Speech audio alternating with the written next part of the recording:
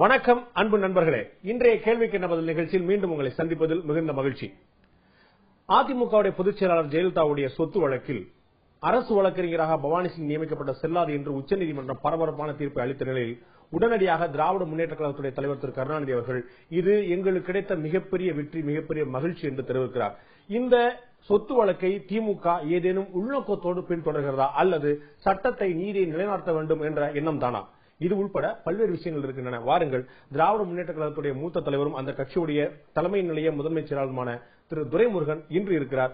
கேள்வி கிடந்த நிகழ்ச்சியில் அவரிடம் கேட்பதற்கு 1000 இருக்கின்றன. கேட்கலாம். வணக்கம். வணக்கம். திமுக ஒரு ஆக்டிவான எதிர்கட்சியா எவ்வளவு செயல்படணுமோ அந்த அளவுக்கு செயல்படுறதா நீங்க நினைக்கிறீங்களா? அப்படிதான் நான் நினைக்கிறேன். உங்களை விட சிறிய கட்சியில இருக்கக்கூடியவர்கள் உங்களை விட வேகமா செயல்படுறது போன்ற ஒரு தோற்றம் இப்போது இருக்கு. அப்படி இருக்காங்க. எப்படி சொல்றீங்க? இப்ப பாட்டாளி மக்கள் கட்சி விடக்கூடிய அறிக்கைகள், அவர் விடக்கூடிய புள்ளிவரங்கள், இப்ப சமீபத்தில் தேசிய முற்போக்கு திராவிட கழகம் அனைத்து கட்சி கூட்டத்தை கூட்டிட்டு கொண்டு போனது, இது போன்ற ஒவ்வொரு விஷயங்களையும் எல்லா கட்சியும் காங்கிரஸ் கட்சி நடத்தக்கூடிய ஆர்ப்பாட்டங்கள், திமுக ஆர்ப்பாட்டங்களுடைய எண்ணிக்கை குறைவா இருக்கிறது, ஒரு டே டு டே ஆக்டிவிட்டி நம்ம பாக்குறோம்ல. இல்ல, நீங்க சரியா படிக்கல அர்த்தம். எங்களுடைய ஆர்ப்பாட்டம் தான் அதிகம். காரணம் கேட்டா எல்லா ஊர்லயும் ஒவ்வொரு கிராமத்திலேயே கூட அந்த பிரச்சனை என்னன்னு சொல்லிட்டு அதுக்கு ஆர்ப்பாட்டங்கள் நடந்துகிட்டு தான் இருக்கு. வேலூர்ல மிகப்பெரிய ஒரு குடிநீருக்காக ஒரு ஆர்ப்பாட்டம் நடக்கும். இப்ப கோயம்புத்தூர்ல நடந்துகிட்டு இருக்கு. எல்லா ஊர்லயும் அந்தந்த ஊர்ல ஆர்ப்பாட்டங்கள் நடந்துகிட்டு இருக்கோம்.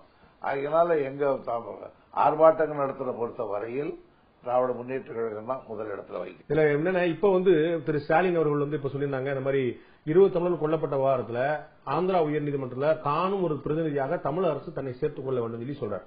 என்னுடைய கேள்வி, ஏன் திமுக தன்னை சேர்த்துக் கொள்ளக்கூடாது? அப்படி இல்ல, அரசாங்கம் போனாதான் அதுக்கு ஒரு மரியாதை இருக்கும். ஏன்னா இன்னொரு நாட்டில் நடந்த, மற்றொரு மாநிலத்தில் நடந்த ஒரு விவகாரம், அந்த விவகாரத்தில் தமிழக யாருக்கும் மாறுபட்ட கருத்து கிடையாது, ஆளுங்கட்சிக்கும் மாறுபட்ட கருத்து இருக்காதுன்னு தான் நாங்க நம்புறோம். ஆகையனால ஒரு ஆளுங்கட்சி போய் அதை தன்னை இணைச்சுக்கிறதுக்கு தான் வெயிட் உண்டு, மரியாதை உண்டு. தனிப்பட்ட போறதை விட அது பேர் நல்லதுன்னு தான் எங்க ஸ்டாலின் சொல்லியிருக்காரு. சீமானோ, திருமாவளவனோ, பண்ருட்டி வேல்முருகனோ இவர்கள் எல்லாருமே தனிப்பட்ட முறையில் தங்களுடைய கட்சி சார்பில் இதே 20 தமிழர்கள் கொல்லப்பட்ட விவகாரங்களில் உச்சநீதிமன்றம், மனித உரிமை ஆணையம், ஆந்திர உயர்நீதிமன்றம், சென்னை உயர்நீதிமன்றம் பல இடங்களில் வழக்கு போட்டிருக்காங்க. நான் அவங்க நடத்தலாம், நான் இல்லைன்னு சொல்லல, அவங்க நடத்தட்டோம் சொல்லல. நாங்க அவங்களுடைய பணி என்னவோ அது செய்யறாங்க, பாணியில நாங்க எங்களுக்கு என்ன பாணியோ அதை நாங்க செய்யறோம், அவ்வளவுதான். இதுல ஒன்றும் போட்டி கிடையாது. அவங்க பண்றாங்க, நாம் பண்ணோம், அவங்க பண்றாங்கன்றது கிடையாது. ஒவ்வொருவருக்கும் ஒரு முறை இருக்கு. எங்க கட்சிக்குன்னு ஒரு முறை இருக்கு. எங்க கட்சியினுடைய அணுகுமுறை வேற, அவங்க கட்சியினுடைய அணுகுமுறை வேற, அவங்க கட்சியினுடைய ஸ்ட்ரென்த் வேற, எங்க கட்சியினுடைய ஸ்ட்ரென்த் வேற. நாங்க எடுத்தோம்னா எப்படி இருக்கும்னு தெரியும். அதனால எங்களுடைய நிலைமைகளுக்கு, எங்க கட்சியினுடைய நிலைக்கு நாங்க செய்யறோம், அவங்க கட்சி நிலைக்கு அவங்க செய்யறோம். ரொம்ப அழகா சொன்னீங்க. நாங்க எடுத்தோம்னா எப்படி இருக்கும் அப்படிங்கிறது தெரியும் சொல்லி சொன்னதுனால தான் அதை கேட்கறதே. நீங்க அந்த மாதிரி ஏன் எடுக்கல அப்படிங்கறதா. சிறிய கட்சி, உங்களோட அளவுல சிறிய கட்சிகள்லாம் இதை முன்னெடுக்கும் போது ஒரு பெரிய கட்சியா இருக்கக்கூடிய திராவிட முன்னேற்ற கழகம், அதனாலதான் சொல்றோம், தனித்தனியாக ஒரு ஆர்ப்பாட்டம் நடத்துறதுனால மட்டும் பிரச்சனையை தீர்ந்துறாரு, அதோட முடிஞ்சு போயிடும். ஆனா ஆர்ப்பாட்டம் நடத்துறதுல வரவேற்கிறேன், ஒரு உணர்வு ஏற்படுத்துறதுக்கு அது உதவும், அவ்வளவுதான். ஆனா மொத்த பரிகாரத்துக்கு அது சரியாயிட்டு. அதனால்தான் எங்களுடைய தலைவர் ஸ்டாலின் அவர்கள் இதை தமிழக அரசே தன்னை இணைச்சுக்கிட்டோம் அப்படின்னு சொல்லியிருக்காரு. அப்பதான் கேஸ் போகும். நீங்க வேளாங்குடியிலையும் விருப்பாட்சிபுரத்திலையும் ஆர்ப்பாட்டம் நடத்துறது ஒரு எழுச்சிக்கு உதவும், ஆனா ரிசல்ட்டுக்கு வருவார். ஆனா மற்ற கட்சிகள்லாம் நீதிமன்றத்தில் வழக்காடும் போது அந்த கட்சிகள் சார்பா உடனடியா வழக்கு எடுத்துக் கொள்ளப்பட்டு வழக்கு நீதிமன்றம் நோட்டீஸ் அனுப்புது. மத்திய அரசுக்கோ, மனித உரிமை ஆணையமோ, ஆந்திர அரசுக்கோ எல்லாம் நோட்டீஸ் அனுப்பும் போது இவர்கள் இந்த பிரச்சனையில் எவ்வளவு ஆக்டிவா இருக்கிறாங்க அப்படிங்கறத பொதுமக்கள் மத்தியிலும் ஊடகங்கள் மத்தியிலும் தெரியுது. ஆனா திமுக தானும் ஒரு உள்ளே மிகப்பெரிய கட்சி அப்படிங்கறதுனால அவங்க முன்னெடுக்காம தமிழக அரசு முன்னெடுக்கணும்னு சொல்லும்போது தன்னுடைய பொறுப்பை அடுத்த நாங்க அதுக்கு ஆளுங்கட்சி எதிர்கட்சின்னு நாங்க பார்க்கல. நாங்க எடுத்துக்கோன்னா எதுக்கு நாங்க அந்த ஆளுங்கட்சியே வரமாட்டோம், நாங்க எடுத்துக்கோம்னா முதல்ல. அதனாலதான் எல்லாருக்கும் அரசாங்கம்ன்றது பொது, எனவே அந்த அரசு பொதுவோட நிகழ்ச்சியில் கலந்து கொண்டு நாங்க சொல்றோம். பாட்டாளி மக்கள் கட்சி முனைஞ்சு எடுத்த இந்த வழக்குல 6 பேருக்கு மறுபிரேத பரிசோதனை பண்றதுக்கு உயர்நீதிமன்றமே உத்தரவிட்டது. அந்த மாதிரி அவர் முயற்சி எடுக்கும்போது நிச்சயமா தமிழர்கள் நமக்கு குரல் கொடுக்கும்போது அது ஒரு ஆக்டிவா செயல்படுறாங்கிற எண்ணத்தை ஏற்படுத்தாதா? நான் அவங்களுடைய உணர்வை நாம் குறைச்சி மதிப்பில்லை.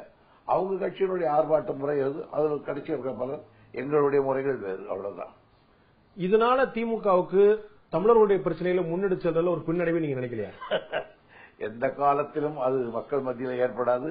எங்களுடைய பணியில் தொய்வு அந்த மாதிரி வராது.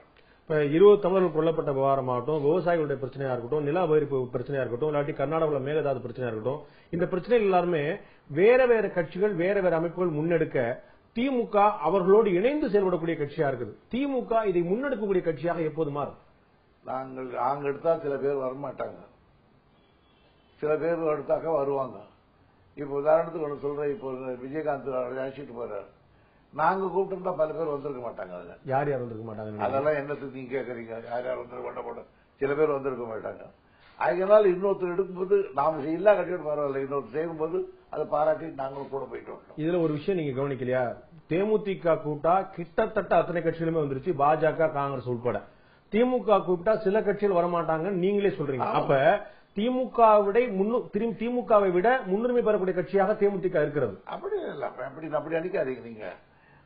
இந்த ஒன்றிலேயே நாங்க அதனால முன்னுரிமை பின்னுரிமை எல்லாம் வந்துட்டு நினைக்காத. எங்களுக்கு அரசியல் ரீதியில சில கட்சிகள் எங்களோடு நாங்க கூப்பிட்டா வரமாட்டாங்க, அவங்க கூப்பிட்டா வருவாங்க. நாங்க அவரும் கூப்பிட்டு வரட்டும், நாங்களும் போயிட்டு வந்துட்டோம், அவ்வளவுதான். இதை ஒரு பெருசு இல்ல. அரசியல் ரீதியாக யாரோடு யார் அணி சேருவது அப்படிங்கிறது ஒரு முக்கியமான விஷயம். இது ஒரு அணியே அல்ல, இது ஒரு பணி, அவ்வளவுதான். இல்ல, இது ஒரு நிச்சயமா அரசியல் ரீதியா நம்ம பார்த்துட முடியாட்டாலும் கூட அதற்கு பின்னாடி அரசியல் பேர் மறக்க முடியாது. அதெல்லாம் ஒண்ணுமே கிடையாது. இது ஒரு விவகாரம், ஒரு பிரச்சனை, ஒரு பிரச்சனைக்காக கொண்டு போய் போகணும்னு சொல்றாங்க. யார் எடுத்தாலும் நாங்களே எடுக்கணும் கிடையாது. யார் எடுத்தாலும் அவங்களோட நாங்க திராவிட முன்னேற்றங்களோடு ஒத்துழைக்கும். நாங்க இதுல பிரச்சனையில அக்கறை இல்லாதவர்னு சொல்லிட முடியாது. இத போராடி இருக்கிறோம். நாங்க மேகதாது எல்லாம் நாங்க தான் வழக்கே தொடுத்திருக்கிறோம். மேகதாதுக்கு ஆகியனால போடக்கூடாதுன்னு 2 வழக்குகள் தொடுத்திருக்கோம். நாங்க எல்லாம் செய்திருக்கிறோம். இன்னைக்கு அவங்க செய்யறேன்றாங்க, செய்யட்டும், நாங்க வாழ்த்துறோம். அனைத்து கட்சி கூட்டம் டெல்லி சென்று வந்த பிறகு திமுக தலைவர் தன்னுடைய கருத்தை பதிவு பண்ணார். அப்ப இது தொடர்பாக இது கூட்டணிக்காக நாங்க முயற்சி செய்யல, ஆனா அது கூட்டணியாக அமைஞ்சால் எங்களுக்கு மிகப்பெரிய மகிழ்ச்சி தான். தமிழகத்தில் ஒரு மாற்றம் கொண்டு வர வேண்டுமானால் கூட்டணி தேவை அப்படின்னு வலியுறுத்துறார். திமுக கூட்டணியை எதிர்பார்த்து கொண்டு காத்திருக்கிறதா? பொதுவா அதுல மத்திய சர்க்கார் இருந்தாலும் மாநில சர்க்கார் இருக்கிற கட்சிகள் ஆனாலும் பெரும்பகுதி தேர்தலுக்கு போகிற பொழுது கூட்டணியோடு போவது நலம். 67 திராவிட முன்னேற்ற கழகம் மட்டும் தனித்து நின்றிருந்தால் கூட வென்றிருக்கக்கூடிய வாய்ப்பு இருந்தது. ஆனால் அண்ணா அவர்கள் யாரையும் விட்டுவிடக்கூடாது என்றுதான் சுதந்திரா கட்சியும் சேர்த்துக் கொண்டார், அதற்கு எதிரியா இருக்கிற கம்யூனிஸ்ட் கட்சிகளையும் சேர்த்தார், ஒரே ஒரு ஆண்டு மாப்போ சிவஞான கட்சியும் சேர்த்துக் கொண்டார். ஆக அவர் யாரையுமே விட்டுவிடவில்லை. காரணம், ஒருவர் விட்டால் கூட அதில் நம்ம எதிரிகள் நுழைவதற்கு வாய்ப்பு இருக்கிறது என்று கருதினார்கள். அதேபோல் நாங்களே அல்ல, எந்த கட்சியாக இருந்தாலும் தேர்தலிலே போட்டி போடுகிற பொழுது கூட்டணி இருக்க வேண்டும் என்று விரும்புவார்கள். இருப்பதுதான் நலம் கூட. அதிமுக கூட்டணி பற்றி பேசவில்லை, அதிமுக கூட்டணி சேருவதற்கான வாய்ப்பு இருப்பதாக கூட பிற கட்சிகள் நினைக்கவில்லை. ஆனால் திமுக அதிமுகவை கூட்டணி இல்லாமல் வெல்ல முடியாதுன்னு நினைக்கிறதா? ஏடிஎம்கேவும் அவர்கள் கூட்டணிக்கு மறைமுகமாக இப்பொழுது வேலை செய்து கொண்டிருக்கிறார்கள் என்ற தகவல் எங்களுக்கு வந்திருக்கிறது. பாராளுமன்ற தேர்தலிலே அந்த நிலைமை இல்லாமல் அவர்கள் வென்று விட்டார்கள். அப்பொழுது இங்க நம்முடைய கட்சியினுடைய பலமான கூட்டணிகள் அமையாத காரணத்தால் அவர்களை எதிரில் வென்று விட்டார்கள். ஆனால் சட்டமன்றம் அப்படி அல்லது. சட்டமன்றத்தில் கூட்டணி இல்லாமல் நான் இன்னைக்கு எழுதி வைத்துக் கொள்ளுங்கள், கூட்டணியே இல்லாமல் யாராவது ஓரிருவரை ஐடிஎம்கே சேர்த்துதான் ஆகும், சேர்த்துக் கொள்வார்கள், சேர்க்காமல் தனித்து போக மாட்டார்கள் என்று நான் திடமாக நம்புகிறேன். காரணம், சட்டமன்ற தேர்தல் வேறு, அந்த பாராளுமன்ற தேர்தல் வேறு. ஆகையால் இந்த முறை ஆளுங்கட்சியை எதிர்ப்பதற்கு எதிர்க்கட்சிகளாகிய நாங்களும் பலமான கூட்டணி அமைக்க விரும்புகிறோம். அப்பொழுது அதை தாங்குவதற்கு ஆளுங்கட்சி தயாராகத்தான் இருக்கும். அதனால் கூட்டணி இன்னவிட்டபிள்.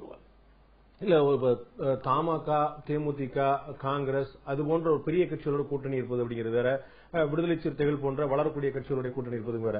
அதிமுக இது போன்ற ஒரு பெரிய கூட்டணி நீங்கள் சொல்லுவது ஒரு மெகா கூட்டணிக்கான முயற்சியில் இருக்கு நீங்க நினைக்கிறீங்களா? எங்களுக்கு வருகிற தகவல், அவர்களும் ஆள் விட்டு சில கட்சிகளை கூட்டணியில் சேர்ப்பதற்கு வேண்டி நடவடிக்கை எடுத்துக் கொண்டிருக்கிறார்கள்.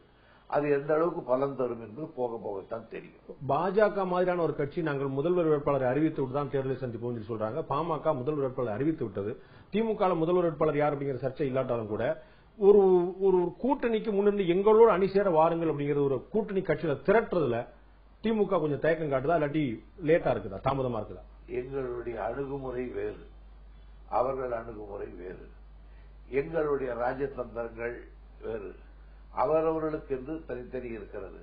அவர்கள் எல்லாம் அத்தகைய என்ன தைரியத்தாலோ அப்படியெல்லாம் அறிவித்து விட்டுதான், வேட்பாளரை அறிவித்து விட்டுதான் நாங்கள் வருவோம் என்கிறார்கள்.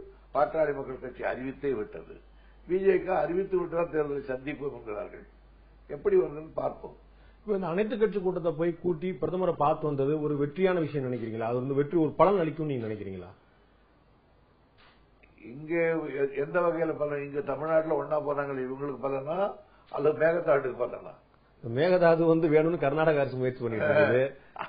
அதுல நமக்கு இந்த இவங்களுக்கு என்ன நன்மை ஏற்படுது இல்லையோ, இவங்க போய் கேட்டதுனால பிரதமர் அவர்கள் கர்நாடகத்துக்கு விட்டு இப்படிப்பட்ட அணை கட்டவானான்னு சொன்னார்னா அந்த நன்மை ஏற்பட்டால் நமக்கு நன்மை தான். ஏற்பதற்கான 30ஆம் தேதி அவங்க வந்து சந்திக்கிறாங்க. அவங்க வந்து கர்நாடகாவையும் சந்திக்கிறார்கள், தமிழகத்தையும். பிரதமர் வந்து அப்படிதான் செயல்பட முடியும். இதுல ஒரு அனைத்து கட்சியிலும் கூட்டத்தை கூட்டி நம்ம போகும்போது ஒரு அரசியல் அழுத்தம் பாஜகவுக்கும் பிரதமருக்கும் இருக்கும் நீங்க நினைக்கிறீங்க? இல்ல இருக்காது நினைக்கிறீங்களா? ஒரு அரசியல் அழுத்தம் அனைத்து கட்சி கூட்டத்தை கூட்டி போய் பிரதமர் பார்க்கும்போது பிரதமருக்கு ஒரு அரசியல் அழுத்தம் ஏற்படாதுன்னு நீங்க நினைக்கிறீங்களா? எல்லாருக்கும் இருக்கும். ஏன்னா எங்களுக்கு ரொம்ப பழக்கமானதுதான். காவேரி பிரச்சனையில இருந்து நாங்க போனோம்னா அவங்க மறுநாள் போவாங்க, மறுநாள் போனோம்னா அவங்க போவாங்க, இவங்களும் போவாங்க, அவங்களும். உதாரணத்துக்கு ஒன்று சொல்ல கேளுங்க. இப்போ நாம கேட்டோம்னு சொல்லி காவேரியினுடைய இறுதி தீர்ப்பை கெஜெட்ல போட்டாங்க. கெஜெட்ல it was publish by the gazette, அவ்வளவுதான். அதனால நமக்கு தண்ணி வந்துடாது கெஜெட்ல. ஆனா அதுக்கப்புறம் என்ன சொல்றா, காவேரி வாட்டர் போர்டு அமைக்கணும், மேலாண்மை வாரியம் அமைக்கணும். அவன் தான் வார வாரம் எவ்வளவு தண்ணி கொடுக்கணும், எப்படி கொடுக்கணும், ஏன் கொடுக்கலன்னு கேட்கறதுக்கு அவனுக்கு தான் பவர் உண்டு. அந்த காவேரி மேனேஜ்மெண்ட் போர்டு அமைக்கல.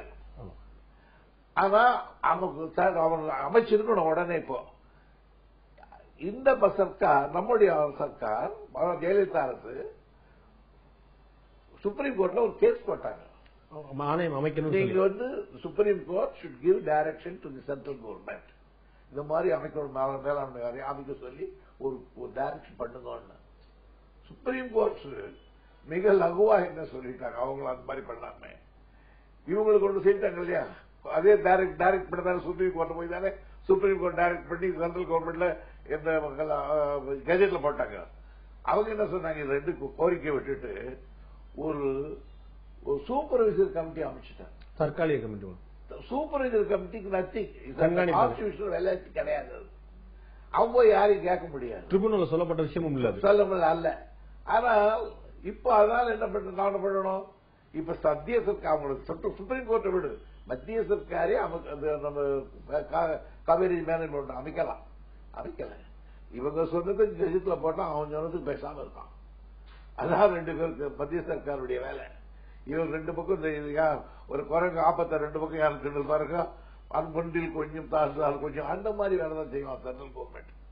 ஆக தைரியமா முடியாது, கட்டக்கூடாதுன்னு சொல்ல முடியாது, சொல்ல மாட்டாங்க. நம்மளையும் சொல்லுவாங்க, அவங்களும் சொல்லுவாங்க. இதுதான் செய்வாங்க மத்திய சர்க்கார். மத்திய சர்க்காரால் செய்து ஆகணும்ன்றது நம்முடைய உரிமை. அவ்வளவுதான். பத்திரிகையாளர் சந்திச்ச விஜயகாந்த் அவர்கள் தங்களுடைய பொறுமை இழந்து மிக கோபமாக பேசிட்டார், ரொம்ப ஆக்ரோஷப்பட்டார் சொன்னாங்க. இதுல வந்து பத்திரிகையாளர் மீது தவறுக்கு நினைக்கிறீங்களா, அப்படி விஜயகாந்த் மீது தவறுக்கு நினைக்கிறீங்களா? நான் அது செய்திகளை முழுக்க நான் பார்க்கல டிவியில. பட் விஜயகாந்த் சில நேரங்களில் உணர்ச்சி வயப்படுவார். அவருக்கு என்ன ஒரு நடிகர் தானே, நடிகராக இருப்பவர்களுக்கு உணர்ச்சிகள் அதிகமாக வரும். அந்த மாதிரி உணர்ச்சி வரைக்கூடியவர். அப்படி ஒரு பத்திரிகைக்காரர்கள் மத்தியிலே அப்படி நடந்து கொள்ள, பொதுவா பத்திரிகையாளர்களை வெறுப்பேற்ற அளவுக்கு நடந்து கொள்ளக்கூடாதுன்றது என்னுடைய தாழ்மையான எண்ணம். காரணம், அவர்களுக்கு ரெண்டாவது இன்னொன்னு உண்டு. தமிழ்நாட்டில் இருக்கிற பத்திரிகையாளர்கள் சந்திப்பு வேறு, டெல்லியில் இருக்கிற சந்திப்பு வேறு. தமிழ்நாட்டில் இருக்கிற பத்திரிகையாளர்கள் 1000 இருந்தாலும் sir sir sir CM sir minister sir தான் கூப்பிடுவான். ஆனா அங்க இருக்கிறோம் அப்படி கேட்க மாட்டான். Mister Modi, mister Modi, mister Vajpayee அப்படிதான் கூப்பிடுவோம் பேரு. முகத்தை கொடுத்தாலும் நான் பாக்கிறேன். விபி சிங் கொண்டு மைக்கு கொடுத்தாங்க. மினிஸ்டர் விபி சிங் இடிச்சு பல ரத்தம் வந்துடுச்சு. அதனால அவர் தட்டி கொடுத்துட்டு போயிட்டார். பிரைம் மினிஸ்டர் இருக்கும்போது பிரைம் மினிஸ்டர் அங்க அப்படிதான் கூட மிஸ்டர் ராஜ்பாய் அப்படிதான் கூப்பிடுவான். அவன் பையனை பாத்தீங்கன்னா அவன் பேர பையனா இருப்பான். ஆனா கூப்பிடுறது இவ்வளவு உள்ள பொண்ணுங்களா ட்ரைனிங் வருது பாருங்க, அதுங்களும் அப்படிதான் கூப்பிடும். அது தமிழ்நாட்டில இருந்து போறவங்களுக்கு இரிட்டேட்டா இருக்கும். நமக்கு இங்க பழக்கம் இல்லை அந்த மாதிரி. இது நமக்கு அந்த பழக்கம் இல்லை. ஆனா அவங்களுக்கு அந்த பத்திரிகையாளர்களுக்கு வரலாம். அதனால சில நேரங்களில் தமிழ்நாட்டில இருந்து போறவர்கள் உணர்ச்சி பெறுவதற்கு வாய்ப்பு உண்டு. ஆனா இதே மாதிரி கோபம் இதே மாதிரி டெல்லியிலேயே திமுக தலைவரும் பட்டிருக்கிறார். அது நமக்கு நினைவுக்கு வருது. திமுக தலைவரும் கூட இதே மாதிரி கோவப்பட்டிருக்கார், இதே டெல்லியிலேயே கோவப்பட்டிருக்கார். எனக்கு தெரிஞ்சு ஒரு முறை முல்லைப்பெரியார் பிரச்சனையில என்ன செஞ்சும்போது எல்லாம் 2 பேரும் சேர்ந்து தீக்குளிப்போம் வரியா சொல்லி பத்திரிகையாளர் கேட்டார். அதே போல மூக்க அழகிரி வழக்கு தொடர்பாக கேட்டபோது நீதாண்டா குலகாரன் சொல்லி பத்திரிகையாளர் ரொம்ப கோபமா சொன்னார். திமுக தலைவரும் கூட இதே போல உணர்ச்சிப்பட்டிருக்காரு அதே டெல்லியில. அவ்வளவு இரிட்டேட் பண்ணிடுவாங்க பிரசுக்காரர்கள். நான் இல்லைன்னு சொல்லல. அந்த சில நேரங்கள்ல ரொம்ப ஒரு மனுஷனுக்கு இரிட்டேட் பண்ற மாதிரி சில கேள்விகளை கேட்பாங்க. சில நேரங்கள்ல அப்படிப்பட்ட வார்த்தைகள் சொல்ல விட்ட வர போயிடும். இந்த பிரச்சனையில திராவிட கழகத்துடைய தலைவர் திரு வீரமணி அவர்கள் விஜயகாந்துக்கு ஒரு பாராட்டு தெரிவிச்சிருக்காரு. நீங்க இந்த மாதிரி எல்லா கட்சியும் ஒருங்கிணைச்சு கொண்டு போனது ஒரு பாராட்டுக்குரிய விஷயம். இந்த பாராட்டு இயல்புல திமுகவுக்கு தானே கிடைச்சிருக்கணும்.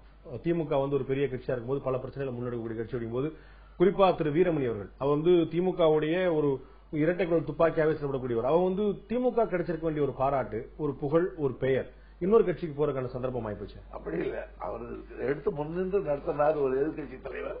அவர் ஒரு மனித வடிவத்தின் பாராட்டி இருக்காரா அப்படின்னு தான் எடுத்துக்கணுமே தவிர அது ஏதோ எங்களுக்கு கிடைக்க வேண்டிய கிரீடம் அவர் தலையில் போட்டுருச்சு அதனால நாங்க கிரீடம் எல்லாம் போயிட்டோம் அர்த்தம் இல்லை. உங்களுக்கான கிரீடத்தை யாரும் தட்டி பறிக்க முடியாது முடியாது. இப்ப இந்துத்துவ பிரச்சனையில திமுக சமீப காலமா ஒரு மென்மையான போக்கை கடைபிடிக்குதோ அப்படின்னு ஒரு சந்தேகம் வருது. இந்துத்துவ பிரச்சனை இப்ப தாலி பிரச்சனையில திராவிடர் கழகம் கடுமையான போராட்டத்தை நடத்தியது. அப்ப அதற்கு ஆதரவும் கொடுக்காம எதிர்ப்பும் கொடுக்காம திமுக அமைதியா இருந்தது. இன்னும் ஒரு படி மேலே போய் இது போன்ற விஷயங்கள்ல இது அவரவர் விருப்பம் அப்படின்னு திமுக தலைவர் அறிக்கை கொடுத்தார். இதற்கு முன்னால் இது போன்ற பிரச்சனைகள்ல திமுக எவ்வளவு அக்ரெசிவா எவ்வளவு வெகமெண்டா நடந்துட்டு எல்லாரும் தெரியும். அது இருக்காது. உங்களுக்கு பழைய இருக்காது. பிள்ளையார் உடைக்க சொன்னார் பெரியார். அது அப்ப நாங்கெல்லாம் தீக்காவர்கள் ஒரே கொள்கை தான்.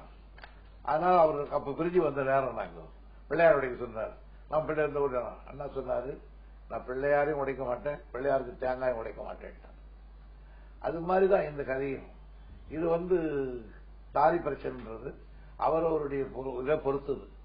கட்டுறதுக்கு முன்னாலேயும் அதை அவாய்ட் பண்ணிடலாம். இனி அப்படி தேவையில்லை, இன்னும் அவாய்ட் பண்ணலாம். தாலி கட்டாமலே திருமணம் பண்ணிக்கலாம். நீங்க உடனே ஒரு அது தாலி வேண்டுமா வேண்டாமான்றது வேற ஒரு பிரச்சனை. ஆனால் தமிழ்நாட்டில் தாலி என்பது ஏதோ ஒரு புனிதமானதாகவே கருதப்பட்டு அது எழுந்துட்டாக்கா உலகமே எழுத மாதிரி கருதுற ஒரு மனோபாவம் சூழ்ந்திருக்கு. அதை கொஞ்சம் மென்மையா தான் பண்ண முடியும். ரெண்டாவது பெரிய பிரச்சனை அல்லது பெரிய பிரச்சனை சொல்ல முடியாது. அதனால மென்மையா தான் பண்ண முடியும். இல்லைன்னா அக்ரெசிவா பண்ணா வேற மாதிரி போயிடும். வாக்காளர் மத்தியில் ஒரு எதிர்வினை ஏற்படுத்தும் நினைக்கிறீங்களா? இது நம்ம மக்கள் எல்லாரும் பகுத்தறிவாதிகள் அல்லவே, இன்னும் பழமையில் தானே இருக்காங்க இன்னைக்கு ஆயிருந்தாலும். ஆனா நீங்க சொன்னீங்க தாலி ஒரு சென்டிமெண்டலான விஷயமா ஒரு உணர்ச்சி பூர்வமான விஷயமாக இருக்கிறது அப்படின்னு சொன்னீங்க.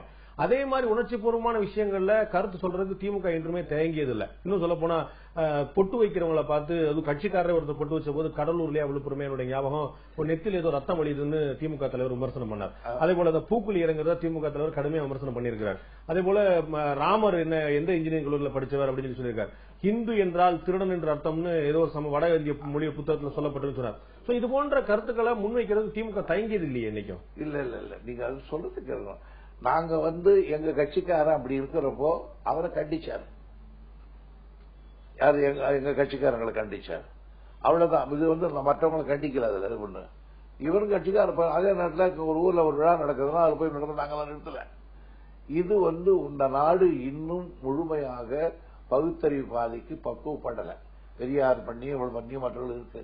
ஆகியனால இது குறிப்பா சிறப்பா மக்கள் இந்த மாதிரி சென்டிமெண்ட்லுக்கு ஆட்பட்டவர்கள். ஆகியனால அதை கொஞ்சம் காலப்போக்கில் தான் உணர்ந்துதான் போகணும். இல்ல இப்ப மற்றவங்க கட்சிக்காரங்க இந்த மாதிரி செயல்பட்ட போது அவங்களை கண்டிச்சான்னு சொல்றீங்க.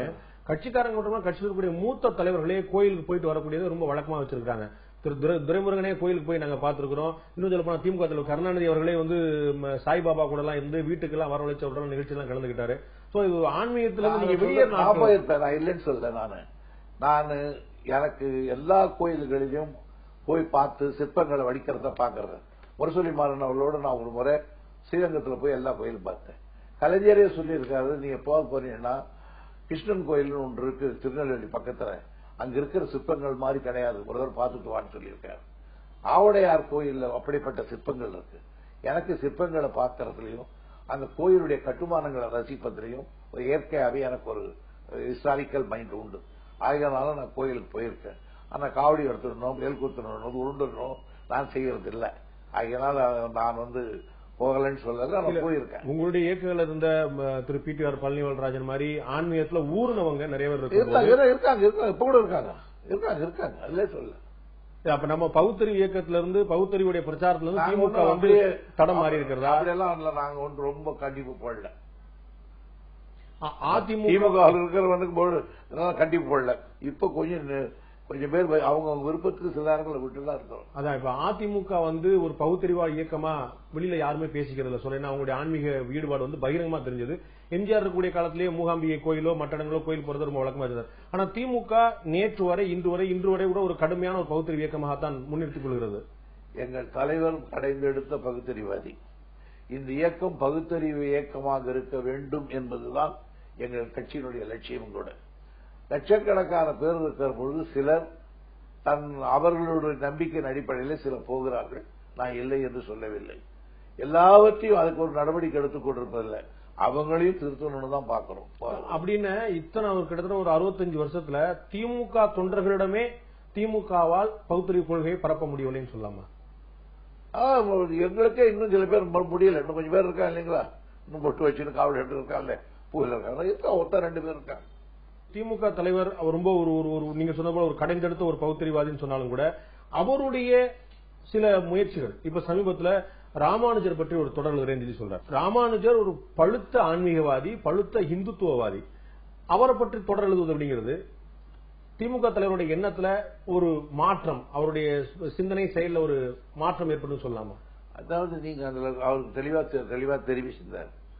அவர் ஒரு பழுத்த ஆத்திகவாதியா இருந்தாலும் அந்த ஆத்திகவாதிகள் போட்டிருக்கிற கட்டுக்களை எல்லாம் உடைச்சி எரிஞ்சு அவர்கள் சொல்கிற வர்ணாசிரமத்தையே தூளாக்கி ஒரு சாதாரண ஒரு தாழ்த்தப்பட்ட ஒரு பையனுக்கு பூநூல் போட்டு அவனையும் அர்ஜுனனாக்கி அவனுக்கும் ஆனந்த உபதேசித்திருக்கிறான். அப்படின்னா ஆக அந்த சமுதாயமோ அல்லது ஆத்மீகவாதிகளோ வச்சிருக்கிற அந்த சனாதனத்தை உடைச்சி எறிந்த ஒரு ஆள் பக்தி அந்த கோட்டையில இருந்தே அதை உடைத்தவர் என்கிற பொழுது அதை நாம பாராட்டுதான் பார்க்கிறோம். இப்ப நீங்க ராமலிங்க அடிகளார் அவர் சாமியார் ஒருவர், ஆனால் அவருடைய பாடல்கள் நம்ம சாதி தள்ளக்குழியே என்று நம்ம எடுத்துக்கிறோம். ஆகையினால அவர் 3வது எவ்வளவு பெரிய பரந்த உள்ளம் படிச்சவர் என்ன, அவருடைய குருநாதர் அவருக்கு ஒரு மந்திரத்தை சொல்லி இது யாருக்கும் சொல்லாத, சொன்னா நீ நரகத்துக்கு போக வேண்டாம். அப்ப மந்திரம் படிச்சு நானே வச்சுதானா மோட்சத்துக்கு போக வேண்டாம், நான் ஒருவன் நரகத்துக்கு போனால் பரவாயில்லை, மற்றவர்கள் மோட்சத்துக்கு போட்டோம்னு கோபுரம் ஏறி சொன்னாரு. ஆகையினால் அந்த ஒரு பரந்த உள்ளம், சனாதனத்தை உடைத்த பள்ளம், ஒரு அறிஞர தோழன் மீது தோல் போட்டு நீயும் திராவிட தமிழ் தான் தான் வேதம் படி என்று சொன்ன வேதம், இவையெல்லாம் ஒரு முற்போக்கு, அங்கேயும் சில முற்போக்கு கருத்துக்கள் முளைத்து இருக்கிறது என்பதற்காக எடுத்து காட்டுறாங்க. இதுல இது பற்றி ஏன் அவர் சொன்ன பஜ கொஞ்சம் வந்தோம் நாங்கெல்லாம் அதெல்லாம் பாட மாட்டார். அவருடைய பாட்டை நீங்க அவருடைய திரைக்க சீரியல் வந்த பிறகு நீங்க பாப்பீங்க அது எவ்வளவு பெரிய இதுல பண்ணிருக்காரு. இல்ல பஜகோவிந்த் அவர் பாடிட மாட்டார் அப்படிங்கிற சந்தேகம் இல்ல, அதுல ஒன்றும் சந்தேகம் இல்ல. அதே சமயத்துல அவர் எதற்காக இந்த தொடரை நாங்க எழுதுறோம் அப்படின்னு சொல்லும் போது ஒரு வார்த்தையை பிரயோகிக்கிறார். ராமானுஜர் மதச்சார்பற்றவராக இருந்தார், மதச்சார்பின்மைக்காக குரல் கொடுத்தார் அப்படின்னு சொல்லி ஒரு வார்த்தையை திமுக தலைவர் பயன்படுத்துறார். ராமானுஜர் பழுத்த இந்துத்துவவாதி, இன்னும் சொல்ல போனா சுத்தமான வைணவர். அவர் மதச்சார்பின்மை பற்றி எங்க பேசுவார், எப்படி பேசிருக்காரு? மதச்சார்பு இல்ல. இந்து மதம் என்ன சொல்லுது, வர்ணாசிரமத்தை அடிப்படையாக கொண்டிருக்கு. 4 வர்ணத்தை சொல்லுது, 4 வர்ண ஜாதியை சொல்லுது, தீண்ட தகாரம்னு சொல்லுது, அதை எதிர்க்கிறார். ஆகையினால வர்ணாசிரம மதத்தை இருக்கிறார். அதனால முடிச்சு ஒரு ரஜினை பிடிக்கும்போது போட்டும்போது எவ்வளவு பெரிய இன்னைக்கு நம்ம சாதாரணமா நினைக்கலாம், அவருடைய காலத்தை நினைக்கிறோம். அவரை கடவுள் அவதாரம்னே கருதுறான். மகாவிஷ்ணுனுடைய அவதாரம் தான் ராமானுஜர் தான் வைணவர்கள் கருதுவாங்க. அவரே அந்த மதத்தை உடைச்சிட்டாருலாம், மதத்தை எதிரி மத சீர்திருத்தவாதின்னு சொல்றாங்க. இல்ல இது இத்தனை வருஷமா தெரியாம திடீர்னு இப்ப தெரியறதுக்கான காரணம் என்னங்கிற ஒரு கேள்வி வருது இல்லையா? நீங்க சொல்லக்கூடிய விஷயங்கள் எல்லாமே 1000 ஆண்டுகளுக்கு முன்னால் நடந்த விஷயங்கள். ஆனா இன்னைக்கு வந்து ராமானுஜர் மீதான ஒரு பற்றும் ராமானுஜருடைய சீர்திருத்த கருத்துக்கள் சிந்தனைகள் பற்றிய ஒரு எழுச்சியும் வரக்கூடியது, அது திமுக தலைவர் மத்தியில் அப்படிங்கும் போது காரணம் என்ன, அந்த காலம் என்ன? அது காரணம் எல்லாம் ஒண்ணும் கிடையாது. அவர் சமீபத்தில் ஒரு 2-3 புக்குகளை படிச்சாரு. அந்த புக்கு வாய்ப்பு கிடைச்சது அவருக்கு. அவருடைய எண்ணம் வந்து எழுதுறாரு, அவ்வளவுதான். திமுக தலைவர் நிச்சயமா ராமானுஜர் பற்றி கேள்விப்பட்டிருக்க மாட்டார்னு சொல்ல முடியாது. அவர் படிக்காத புத்தகங்கள் நிறைய படிப்பாரு. இப்போ நீங்க பாத்தீங்கன்னா அவர் ஓஷா புத்தகங்களும் படிப்பார். யாரு? ஓஷா புத்தகத்தும் படிப்பாரு. எல்லா நூலையும் படிப்பாரு தலைவர். நீங்க வந்து பகுத்தறிவு நூல்களையும் படிப்பாரு, ஹிஸ்டரியும் படிப்பாரு, இந்த மத சம்பந்தமான நூல்களையும் படிப்பாரு, எல்லாத்தையும் படிப்பாரு. அதுல சமீபத்தில் ராமானுஜர் பத்தி நிறைய படிச்சேன்னு சொன்னாரு. வேற இதுக்காக பார்க்கும்போது அவர் இவர் எழுதியிருந்தார், நம்ம கவிஞர் வாலி, அதை படிச்சிருக்காரு. அதான் ஒரு உந்து வந்திருக்கு, ஒரு சக்தி வந்திருக்கு அவருக்கு. அதுல ஒரு உறுத்தலை வந்து அதை எழுதியிருக்காரு, அவ்வளவுதான். இல்ல என்ன கேள்வி, காரண காரியங்களுக்கு கிடையாது. கமலஹாசன் போன்றவர்கள், வைரமுத்து போன்றவர்கள் திரையுலகத்தில் இருந்தாலுமே கூட அப்பப்ப அவருக்கு கிடைக்கக்கூடிய சந்தர்ப்பங்கள்ல சில வரிகளை பகுத்தறிவு கருத்துக்களை உள்ள பூத்திட்டு இருக்கிறாங்க, வசனங்கள்லயோ பாடல்களையோ. அவர்களை மாதிரி வெகுஜன மக்களோடு வாக்குக்கு எந்த முயற்சியும் இல்லாதவர்களோடு, ஓட்டுக்கு எந்த முயற்சி இல்லாத செய்யும்போது இதே கொள்கையில கொண்டிருக்கக்கூடியவர் இப்படி திசை மாறுவது திராவிட இயக்கங்கள் மத்தியிலே ஒரு விமர்சனம் எழுப்பலையா? நாங்க இதுல இருந்து எவ்வளவு அதை விட கருத்துக்களை சொல்றோன்றத நீ சீரியல் வந்த பிறகு சொல்றது எல்லாத்தையும் வெண்திரையில் காண்க. நாங்க வந்து ஆண்டவன் அரசர் கட்டளை என்ன, ஆண்டவன் கட்டளைக்கு காரணம் கேட்டு விட்டாருன்னு எழுதுனவர். அதுதான் நான் கேட்கிறேன், அது கல்லுன்னு சொன்னவர். எக்ஸாக்ட்லி அதுதான் நான் கேட்கிறேன். திமுக தலைவர் வசனம் எழுதிய காலங்கள்ல அவருடைய வளர்ச்சியே முழுக்க முழுக்க பகுத்தறிவு கருத்துக்களை திரைப்படங்கள்ல சொல்லி வளர்ந்த விஷயம் தான். இன்னைக்கும் பகுத்தறிவு கொள்கைகள் எப்படி ராமானுஜர் கையாண்டிருக்கிறார் என்று சீரியல் அவர் காட்டுவார். உங்களுக்கு தெரியும், நிறைய சொல்லப்படாது. இல்ல ஓகே, சஸ்பென்ஸ் இல்ல. அதை தாண்டி உங்களுக்கே தெரியும், திராவிட இயக்கங்கள் பாரதிதாசனை ஏற்றுக்கொண்ட அளவுக்கு பாரதியாரை ஏற்றுக்கொள்வதில்லை. அதற்கான காரணம் உங்களுக்கே தெரிந்த விஷயம். நான் அப்படி பார்க்கல, என்ன அறிஞ்ச வரையில அப்படி அல்ல. இன்னும் சொல்ல போனால் என்ன வந்து பாரதிதாசனை பத்தி, பாரதியாரை பத்தி எனக்கு ஒரு தடவை தலைவரே சொன்னாரு. நான் பாரதிதாசனை பத்தி பொழுது பாரதியாரை பத்தி கொஞ்சம் விவாதப்பட்டிருந்தேன். அப்ப சொன்னார், பாரதியார் கவிதை முழுக்க படிச்சிருக்கியான்னு கேட்டார். என்ன இல்லைன்னாரு. முதல் வேலையா வீட்டுக்கு போறோம்னு ஒரு கவிதை புத்தகம் எடுத்து கொடுத்து இது பூரா படிச்சுட்டு வந்து என்கிட்ட சொல்லுன்னார். காரணம் கேட்டார், ஒரு பாரதியார் ஒரு பெரிய கடல், 7 கடல் சேர்ந்தது, அது ஒரு கடல் தான் இவர். ஆனால் இவர் வந்து நம்ம தமிழை பத்தி அதிகமாக ஏற்படுத்தினாலும் நம்ம வியூக்கு வந்துட்டால பெருசா தெரியாது. ஆனா பாரதியினுடைய இது ரொம்ப பெருசுன்னு எனக்கு பாரதியாரை பற்றி பெருசா சொன்னவர் அவர் தான், கலைஞர் தான். ஆனா திராவிட இயக்கங்கள் மத்தியில் அப்படி ஒரு பார்வைப்பட்ட பார்வை இல்ல அவர் அது ஒரு இலக்கிய வட்டாரம் தானே சார் உங்களுக்கு எல்லாரும். இப்ப இவங்க அரசியல் ரீதியான விமர்சனங்கள் என்ன வைக்கிறாங்க அப்படின்னு சொல்ல போனா உங்களுக்கு ஒன்று சொல்றேன். 48லயே பீப்புள்ஸ் ஃபைட் அப்படின்னு அண்ணா இங்கிலீஷ்ல ரேடியோல பேசினார். அதுலதான் சொன்னார் அண்ணா, மன்னனை பாடியவர், மகேசனை பாடியவர்கள், மக்களை பாடியவர்கள். அவையெல்லாம் மன்னனை பாடினார், மகேசனை பாடினார்கள், பிறகு மன்னனை பாடினார்கள். மக்களை பாடியவன் தான் பாரதி. பீப்புள்ஸ் ஃபைட் அப்படின்னு சொல்ற இங்கிலீஷ்ல ஒரு அருமையான புஸ்தகம். அது இங்கிலீஷ் வந்திருக்கு. எங்கேயாவது எங்கிட்ட கொடுக்க நினைக்கிறேன், ஏதாவது கொடுக்குற படிச்சு பாருங்க. ரொம்ப பிரமா பாரதியாரை பற்றி அண்ணா சொன்னார். அண்ணாவை ரேடியோவில் பேசினார். புக்கா வந்து பீப்புள்ஸ் ஃபைட் பேர், மக்கள் கவிஞர், மக்கள் கவிஞர் பாரதியாரை பற்றி பேசியிருக்காரு. இல்ல இப்ப இந்த ராமானுஜர் விவகாரமோ, அந்த தாலி பிரச்சனையோ, இது போன்ற விஷயங்கள திமுகவுடைய அணுகுமுறை அப்படிங்கிறது வந்து ஒரு அரசியல் ரீதியான உள்நோக்கம் கொண்டதாக இருக்குமோ அப்படின்னு ஒரு சந்தேகத்தை விமர்சனத்தை வைக்கிறாங்க. எப்படி பாரதிய ஜனதாவுடைய கூட்டணி அமைக்கிறதுக்காக ஒரு மென்மையான போக்கை திமுக கடைபிடிக்கிறது. எங்க பொதுக்குழு தீர்மானத்தை படிச்சிருக்க மாட்டாங்க போல இருக்குது. அந்த தீர்மானத்திலேயே கூட நரேந்திர மோடியுடைய அரசை பாராட்டலாம் என்று நாம் முனைந்தால் கூட மற்றவர்கள் இந்த மாதிரி விமர்சனம் வைக்கிறாங்கன்னா இருக்கே தவிர அதுல ஒரு அக்கன்னா இருக்குது. நரேந்திர மோடி அரசை நாங்கள் பாராட்ட தயார் என்ற ஒரு சமிகையை திமுகவுடைய பொதுக்குழுடைய தீர்மானம் கூட கொடுக்குது. இருக்கலாம், சொல்லல. அரசியல்ல anything may happen at any time. அது ஒண்ணு இதான் நடக்கும், இது நடக்கும், இதோட இன்னைக்கோட முடிஞ்சு போச்சு, இந்த தேதி நடக்கும் சொல்ல முடியாது. அதற்கான ஒரு சமிங்கை தான் நாங்க வந்து ஒரு மென்மையான போக்கோடு இருக்கிறோம். தாலி ராமானுஜர் பிரச்சனையா இருக்கட்டும், இந்துத்துவ பிரச்சனையா இருக்கட்டும், நாங்க வந்து எங்களுடைய அணுகுமுறை அதனுடைய வேற அவ்வளவுதான், வேற ஒண்ணும் கிடையாது. பாஜக வந்து மதச்சார்பின்மை கொண்ட கட்சின்னு நீங்க சொல்ல மாட்டீங்க. பாஜக மதச்சார்பற்ற கட்சின்னு நீங்க சொல்ல மாட்டீங்க. ஆமா. ஆனா பாஜக கூட கூட்டணி அமையாதுன்னு சொல்லிட முடியுமா? அமைச்சிருக்கிறவன் நாங்க பாஜக நாங்க ஏற்கனவே அமைச்சு அவங்களோட ஆட்சி கூட நடத்தி இருக்கிறவன். அதான் இன்னைக்கு பாஜக நீங்க விமர்சிக்கிறதே அவங்களுடைய மதச்சார்பு கொள்கையினால தான் நீங்க விமர்சிக்கிறீங்க. ஒரு கேள்வி கேட்டா அமெரிக்காவில் அண்ணாவே 67 ஜெயிச்சு போன உடனே ஃபர்ஸ்ட் அங்க போனார். அப்போ போகும்போது ஒரு கேள்வி கேட்டான், ஏன் நீங்க காங்கிரஸோட சேர்ந்து மத்திய சர்க்கார்ல மந்திரி வைக்க கூடாதுன்னு கேட்டான். காங்கிரஸ் தோக்கடிச்சிட்டு போயிருக்காரு. அப்ப காங்கிரஸ் எங்களுக்கு ஜெல்ம விரோதின்னு இருக்கும். அண்ணா சொன்னார், அது கேட்டவன சொன்னார், it is enchanting but it is too far away. நிறைய தூரம் இருக்குது, அவ்வளவு ரம்யமா இருக்கு சொல்றது, தூரம் இருக்கு. ஆனா அந்த தூரம் ஒரு காலத்துல கடந்து கலைஞர் காங்கிரஸோட கூட்டணி வச்சு மந்திரி சபை அமைச்சார். அதனால பொலிட்டிக்கல் சர்க்கிள்ல எந்த நேரம் மழை பெய்யுது ரமணன் சொல்ற மாதிரிதான், சில நேரங்களில் வரலாம், சில நேரம் வராம போயிடலாம். இல்ல, திராவிட முன்னேற்ற கழகம் மதச்சார்பின்மையை உறுதியாக பிடித்துக் கொண்டிருக்கக்கூடிய இயக்கம். திமுக தலைவரை குறிப்பிட்டது போல கருணாநிதி இருக்கக்கூடிய இடத்துல மதச்சார்பு இருக்காதுன்னு சொல்லி என்னைய மூத்த தலைவர் பல பாராட்டியிருக்கிறாங்க. சிஎஸ் கூட சொல்லியிருக்காருன்னு அவரே குறிப்பிட்டிருக்காரு. ஆனால் திமுக பாஜகவோடு கூட்டணி வைத்ததே பாபர் மசூதி இடிக்கப்பட்ட பிறகுதான். திமுக பாஜக கூட்டணியில் இருந்தபோதுதான் குஜராத்ல கலவரம் நடந்தது.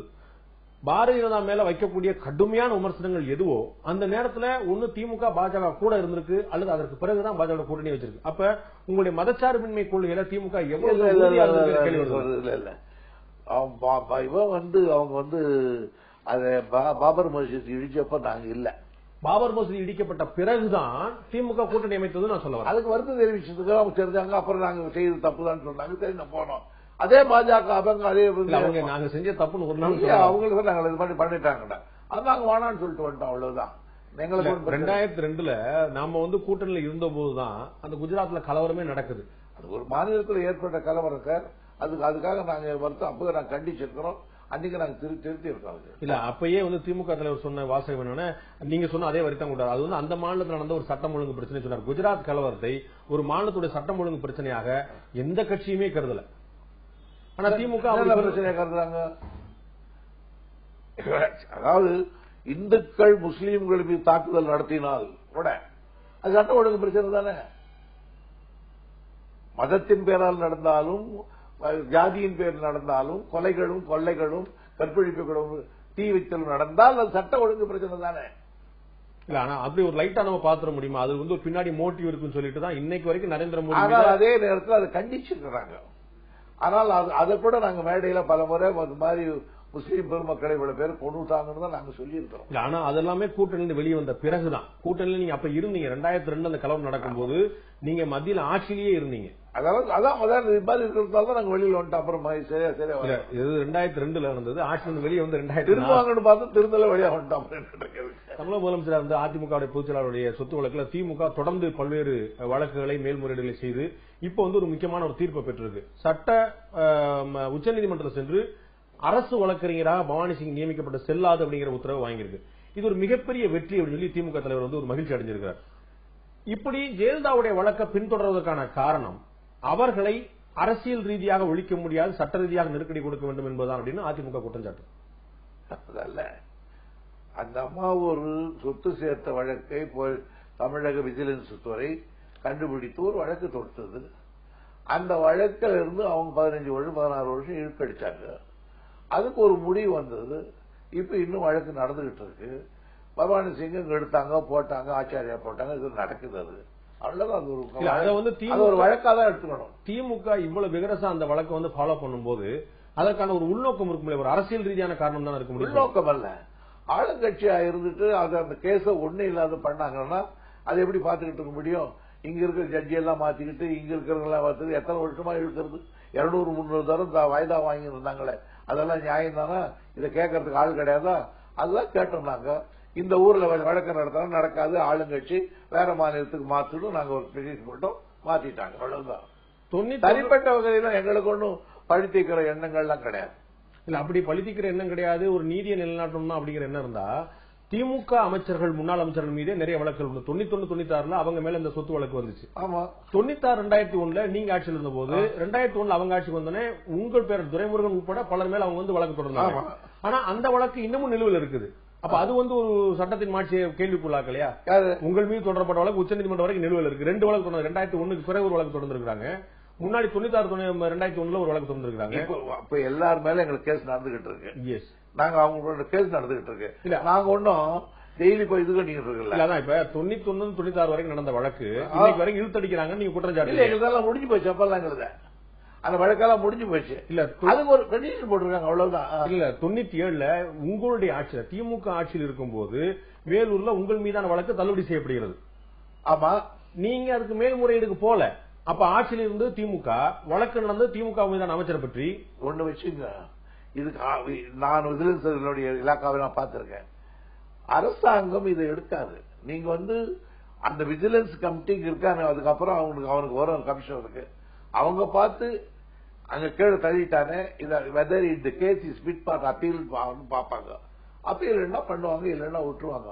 அதேதான் இவங்களுக்கும். இப்ப நான் கேட்கிறேன், மக்கள் பார்வையில் இப்ப நீங்க யாரு ஒரு 5-6 மந்திரி மேல வழக்கெல்லாம் பண்ணாங்களே, இப்ப பண்ணாங்களா, அதெல்லாம் அவங்க அப்பீல் போயிருக்காங்களா?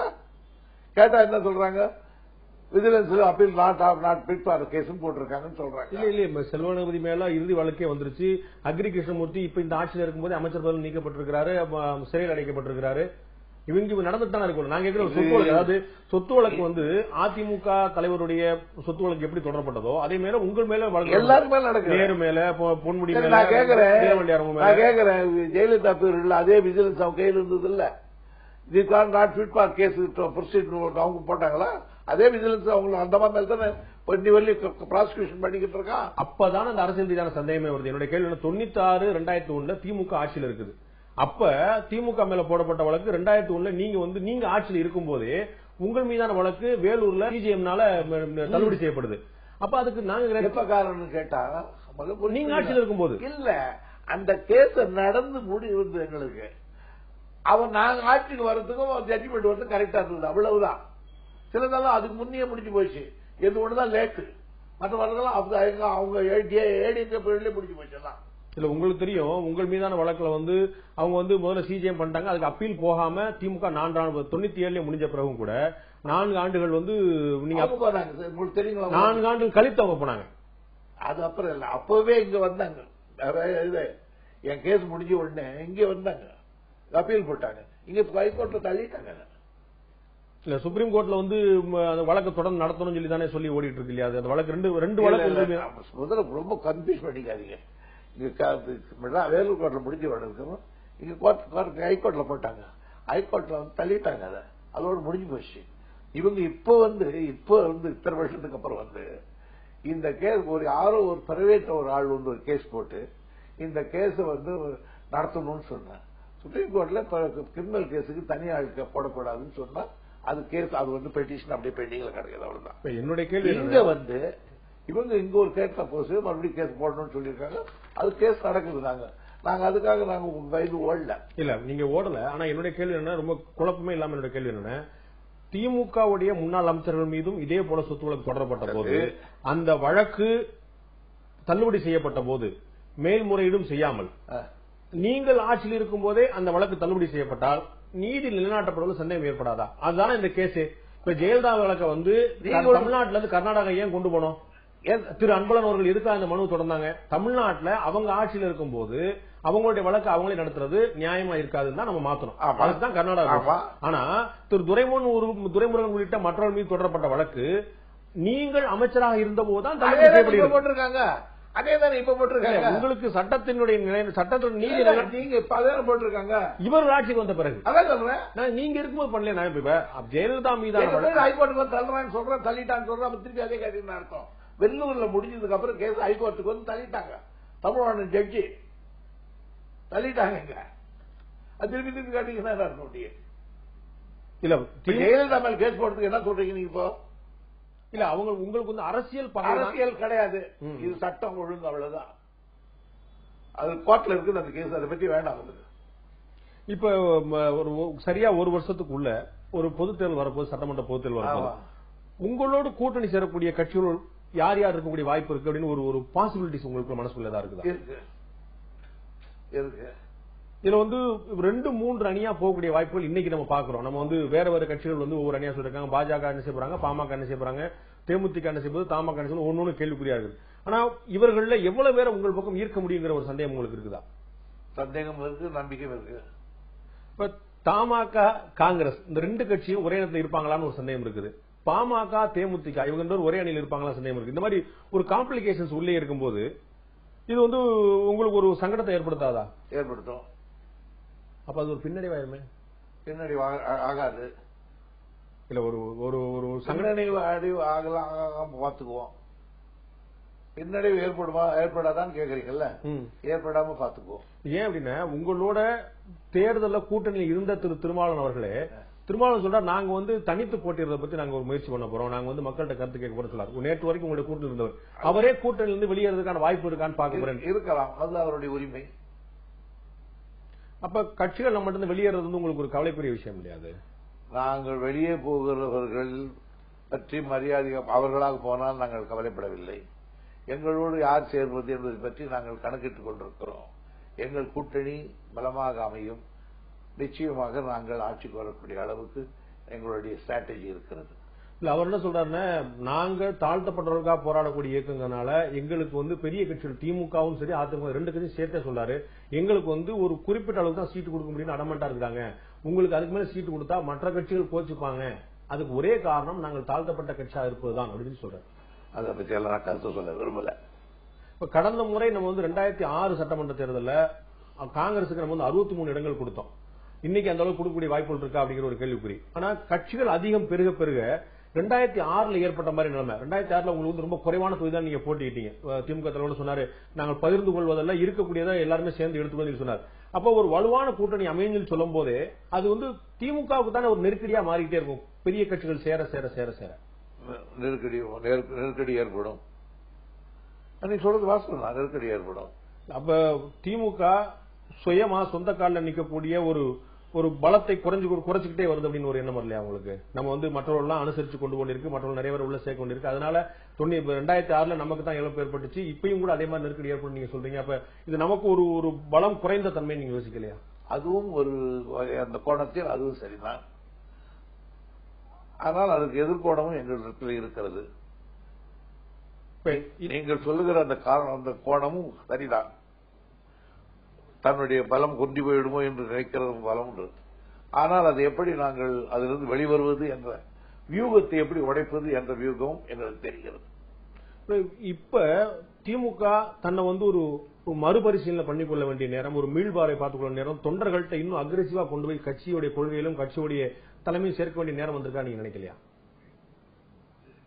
இப்போ கட்சியினுடைய வேகம் மிக நன்றாகவே இருக்கிறது. தேர்தலுக்கு பிறகு எல்லா கிளைகளிலும் எல்லா ஊர்களிலும் கட்சியினுடைய பணி பலமா இருக்குது. இப்பொழுதே எங்கள் தோழர்கள் தேர்தலுக்கு தயாராகக்கூடிய நிலையிலே பணியாற்றிக் கொண்டிருக்கிறார்கள். இந்த புதிய மாவட்ட செயலாளர்கள் புதிய மாவட்டங்கள் பிரித்த பிறகு உங்களுக்கு அது பலம் கூடியிருக்குன்னு நினைக்கிறீங்களா, இல்லாட்டி இந்த பழைய சர்ச்சை ஆரம்ப நேரத்தில் இருந்த சர்ச்சை இன்னும் தொடர்தான் நினைக்கிறீங்களா? எந்த சர்ச்சையும் கிடையாது. பிரித்ததன் மூலம் பணிகள் விரைவாக நடக்கிறது, வேகமாக நடக்கிறது. நன்றி திரு துரைமுருகன். இவ்வளவு நேரம் உங்களுடைய கருத்துக்களை உங்களுடைய நேரத்தை எங்களுடைய பகிர்ந்து நன்றி. உங்களுடைய நல்ல நோக்கங்கள் நிறைவேற எங்களுடைய வாழ்க்கை.